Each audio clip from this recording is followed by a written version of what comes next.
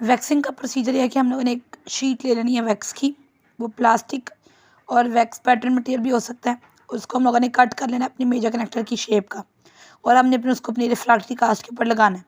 अगर major connector को हमने इस तरह से डिज़ाइन किया कि वो हमारे lingual surface of the teeth की तरफ जा रहा है, तो हमने इस पैटर्न को भी हम लोगों ने एक्सटेंड करना है लिंगुअल सरफेस के ऊपर, लेकिन सर्वाइकल लाइन से पहले हमने उसको रोक देना है। बॉर्डर्स के ऊपर हम लोगों ने सील करने के लिए ब्लू कास्टिंग वैक्स लगानी है और वहाँ पे एक ग्रूव दे देना है, और उस ग्रूव को भी हम लोगों ने ब्लू वैक्स से फिल कर देना है। फिर हम लोगों ने एक thin layer of wax apply करनी है इंटायर कॉन्टोर को कवर करने के लिए। इसको फिनिश करना है thin edge in the area where it contact the tooth and slightly rounded at the border. Borders के ऊपर राउंड हो जाएगा और जहाँ पे टूथ के साथ लग रहा है वहाँ पे थिन एज होना चाहिए। 12 to 14 gauge half round wax pattern is use to adapt the outer strut around the edentulous ridge. ये मैं दिखाया कि ये हम लोगों ने अपनी मेजर कनेक्टर के लिए सील कर दी। बॉर्डर्स के ऊपर हम लोगों ने ब्लू कास्टिंग वैक्स, ये देखें ज़रा, ये ब्लू कलर की जो ये ब्लू कास्टिंग वैक्स है, इसको सील करने के लिए यूज़ हुआ, और इसके एंड पे हम लोगों ने एक बीडिंग दे दी और इसको भी हम लोगों ने ब्लू कास्टिंग वैक्स से फिल कर दिया, रीमार्किंग द मैक्सिलरी मेजर कनेक्टर। अब ये जो एज है नियर द टूथ, जहाँ पे ये टूथ के साथ मिलता है वहाँ पे हमने उसको बिल्कुल कम कर देना है, जहाँ पे टूथ के साथ इसका कांटेक्ट होता है, और बाद में जहाँ पे बॉर्डर्स हैं वहाँ पे हम लोगों ने इसको राउंड कर देना है, लाइक इन दिस, इसको हमने राउंड कर दिया। और ये लेटेस्ट फ्रेमवर्क बनाइए, ये बीच में this one is your latest framework, और ये लेटेस्ट फ्रेमवर्क बना है 12 to 14 goes half round wax strips, जो कि लेटेस्ट फ्रेमवर्क बनाने के लिए यूज़ होते हैं, जिसमें ये वाली जो this one is the longitudinal strut and this one is your transverse strut, और ये जो है दिस वन जिसमें हम लोगों ने बीड शो किए हैं, ये बीडेड माइनर कनेक्टर है इस तरह से, this is the beaded minor connector. अभी ये जो है हमारा सारा, जिसमें हमारा मेजर कनेक्टर भी है, माइनर कनेक्टर भी है, ये सारा जो वैक्स पैटर्न है जो टूथ के साथ भी इन कांटेक्ट है, जो बॉर्डर्स के ऊपर भी है, इन सब को हम लोगों ने पॉलिश कर लेना है। अब हमारे पास लाइट के और वैक्स पैटर्न भी मिलते हैं जो कि न्यू मटेरियल से बन के बने हैं, और जिसमें हम लोगों ने लाइट क्योरिंग की हुई है, और ये फ़ायदा उनका ये है कि उनकी स्ट्रेंथ अच्छी है और उनकी मिलती जुलती कंसिस्टेंसी है वैक्स, और उनकी कॉन्ट्रैक्शन वैल्यूज़ भी कम है, और उनकी वर्केबिलिटी इस तरह के हम लोग उनको मोल्ड कर सकते हैं फिंगर से भी, या अगर हम लोगों ने हीट करना है और इलेक्ट्रिकल वैक्स नाइफ उससे भी हम कर सकते हैं। तो दो तरीके हैं, कोल्ड मोल्डेड भी है और हीट मोल्डेड भी है। फ़ायदा ये है कि उसको मास्टर कास्ट पे आराम से डायरेक्टली प्लेस कर लेंगे, कॉस्ट इफेक्टिव है, टाइम सेविंग है, फ्लेक्सिबिलिटी है, और डिस्टोर्शन के चांसेस जो हैं वो कम है। Next step is the investing. हम लोगों ने जब अपने पैटर्न को उसको इन्वेलप करना है, उसको कवर करना है, आधा करना है, पूरा करना है, जब डेंचर को, टूथ को, या वैक्स पैटर्न को, या क्राउन को किसी भी सूटेबल इन्वेस्टमेंट मटेरियल से, तो उसको हम लोग बोलते हैं प्रोसेसिंग, सोल्डरिंग, कास्टिंग या इन्वेस्टिंग। से पहले जो हमने स्टेप करना है ना, उसको प्रोसेस, सोल्डर या कास्ट करने से पहले जो स्टेप करना है, that is the investing. Investing को करने के लिए हमें एक इन्वेस्टिंग रिंग चाहिए, और उसके बाद हमें एक इन्वेस्टिंग मीडियम चाहिए जो सराउंड करेगा हमारे पैटर्न को।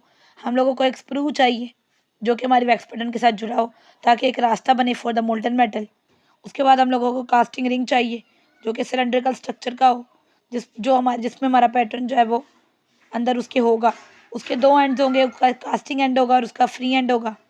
स्प्रू को डिज़ाइन इस तरह से करना है कि जो हमारा ओपन एंड है, ठीक है, in casting off end of the investment, वो उसके करीब हो, और जो पैटर्न है उसको पॉलिश कर लेना है, और फ्री एंड से 6 मिलीमीटर का डिस्टेंस होना चाहिए। फिर उसके बाद इससे फ़ायदा ये होगा कि प्रॉपर बर्नआउट होता है, like in this is your sprue format, this is the reservoir.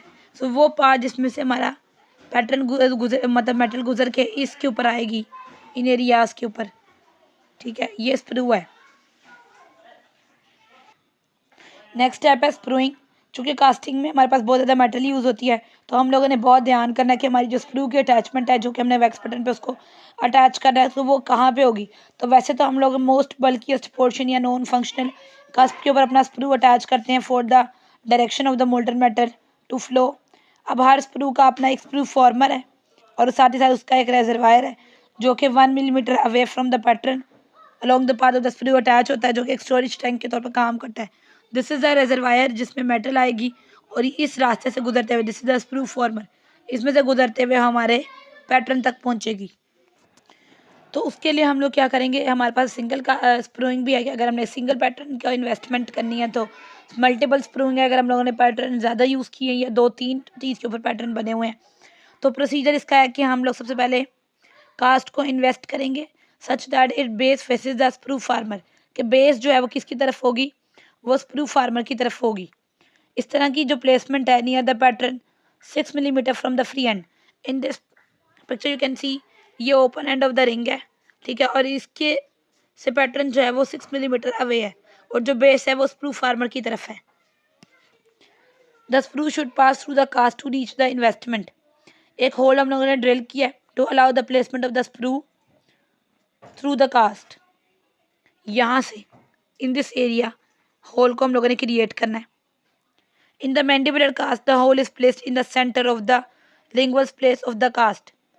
Mandible में हम लोग इसको सेंटर में करते हैं like this for the attachment of the sprue, जबकि in case of the maxillary हम लोग उसको पैलेटल सरफेस पे करते हैं, हार्ड पैलेट के ऊपर। अगर कंप्लीट पैलेट मेजर कनेक्टर है, हमने मैक्सिला के लिए प्लान किया है, देन स्प्रू को हम लोग पोस्टीरियर एस्पेक्ट पे ले जाते हैं, क्योंकि उस मेजर कनेक्टर में से तो हम होल कर नहीं सकते, तो हम लोग उसको posterior aspect of the cast के ऊपर करते हैं। फिर जैसे कि इन दिस केस ये कंप्लीट पैलेट मेजर कनेक्टर है, तो यहाँ पे स्प्रू होल जो वो लेटरली या पोस्टीरियर साइड के ऊपर हम लोगों ने बना दिया। अब जब हम लोगों ने ये स्प्रू होल बना लिए तो हमने थिक रोल लेना है और उसको हम लोगों ने 10 millimetre above the tissue surface the cast हम लोगों ने उसको पुश करना है। इन दिस केस हम लोगों ने उसको 10 millimetre above the tissue surface the cast sprue को लगा दिया है। आफ्टर पोजिशन द वैक्स उसको हम लोगों ने सील कर दिया to the surface of the sprue hole. Sprue leads are position to extend directly from the wax rod to the wax pattern, कि ये वैक्स रोड है और यहाँ से ये वैक्स पैटर्न के साथ जुड़ा हुआ है। इस तरह से हम लोग उसको अटैच कर देते हैं अपनी वैक्स पैटर्न के साथ। एक सिंगल स्प्रू या मल्टीपल स्प्रू भी यूज़ कर सकते हैं, और अगर हमने मल्टीपल किया है तो ये इस तरह से होगा, ये 2 स्प्रू के साथ इस तरह से अटैच होगा। तो हम लोगों ने स्प्रू फॉर्मर को इस तरह से बनाना है कि जो हमारी कास्ट है वो 6 millimetre near the casting ring हो, इससे ज़रा अच्छा पैटर्न बनता है और ज़रा प्रेस्टी वगैरह के चांसेस वगैरह कम होते हैं। कास्ट को पोजीशन कर दिया, स्प्रू भी लग गया, स्प्रू फार्मर भी लग गया, सेटअप अब रेडी है इन्वेस्टमेंट के लिए। कास्टिंग रिंग लाइनर को हमने वाटर में सॉक किया ताकि जो हमारी अंदर की रिंग है कास्टिंग रिंग उसको हम लाइन कर सकें। इससे फ़ायदा होता है कि जो हमारी एक्सपेंशन होती है इन्वेस्टमेंट की उसमें फैसिलिटेशन हो जाती है। फिर हम लोगों ने अपनी जो इन्वेस्टमेंट है, जो हमने मटेरियल लिया है, जैसे कि फॉस्फेट बॉन्डेड इन्वेस्टमेंट हम लोग लेते हैं मटेरियल, वो 450 ग्राम का हम लोगों ने लिया फॉर एवरेज कास्टिंग। उसको हम लोगों ने डिस्टिल वाटर में या इन्वेस्टमेंट लिक्विड में ऐड करके 1 मिनट के लिए हम लोग उसको स्पैचुलेट करेंगे, वैक्यूम बेस उसकी पोरिंग करेंगे। हम लोगों ने अपने जो है वो सारे मटेरियल को फिल कर देना इनटू द कास्टिंग रिंग, और फिर ये इन्वेस्टमेंट जो है वो सेट होने के लिए 60 मिनट्स इसको लगेंगे। उसके बाद हम लोगों का बर्नआउट होगा। बर्नआउट में हम लोगों के पास सबसे पहले हम लोगों ने ड्राई करना है मॉइस्चर को, कि किसी भी तरह का पानी लिक्विड कुछ भी इस तरह के हैं तो वो वेपर्स की फॉर्म में बाहर चला जाए, और उसमें हम लोगों के पास temperature 100 degree Celsius for 1 hour, यानी कि जो बॉइलिंग टेम्परेचर होता है। उसके बाद दूसरा जो हम करेंगे वो हम करेंगे कि मोल्ड, दूसरा जो हम लोग की मोल्ड की एक्सपेंशन होनी है, क्योंकि जो हमारी श्रिंकेज हो रही है उसकी कंपनसेशन के लिए एक्सपेंशन होगी, और वो 538 डिग्री सेल्सियस पे होगी फॉर 1 आवर, और इससे कंप्लीट मोल्ड एक्सपेंशन हो जाएगी। जो तीसरी होगी वो हमारे पैटर्न के प्लास्टिक्स जो हैं, ये वैक्सेस जो हैं उनको एलिमिनेट कर देंगी बाय मेल्टिंग एंड वेपराइजेशन, और उसके लिए बहुत हाई टेम्परेचर चाहिए, जैसे कि 675 टू 710, और कभी कभी तो हम इसको 950 तक भी ले जाते हैं फॉर 1 to 2 आवर्स, और इससे पूरी जो वैक्स है वो पूरे तरीके से एलिमिनेट हो जाएगी। अब वैक्स बर्न आउट हो गया। अब हमारा जो मोल्ड है या जो हमारा सारा मटेरियल हम लोगों ने पैटर्न बनाया था, it was ready for casting. हमने उसको कास्टिंग रिंग में प्लेस किया, उसको कास्टिंग मशीन के अंदर लॉक कर दिया। सेंट्रीफ्यूगल कास्टिंग मशीन है जो कि सेंट्रीफ्यूगल फोर्स की मदद से सर्कुलेट करती है और इस तरह से मेटल को कास्ट कर देती है। The required amount of metal हम लोगों ने क्रूसिबल में डाली in front of the sprue, क्योंकि वो रास्ता है जिसमें से हमारा जो मेटल है वो जाके हमारे पैटर्न के ऊपर लगेगा। ब्लू फ्लेम यूज़ होगा मेटल को पैलेट्स को हीट करने के लिए।